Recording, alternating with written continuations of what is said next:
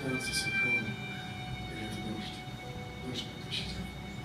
Это когда лапша с итальянской пастой, и от голоса твоего счастлив вроде, когда больно, страшно просыпаться. Просыпается.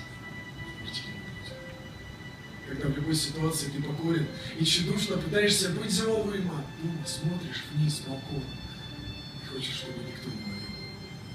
Это когда засыпаешь в маршрутке вечером, а безумные мысли приводят в ступор, и с тобой говорит одна только женщина. И все что-то про абонентный доступно. Когда наполняются никотином легкие, и мир грубый хочешь исправить к лучшему. Когда улыбаешься без подоплеки, а дома плачешь слезами колючими. Что-то не так, что-то гниет изнутри. Пускай тепло, пускай на улице ясно. Холод грустит, даже когда снят уже гриб.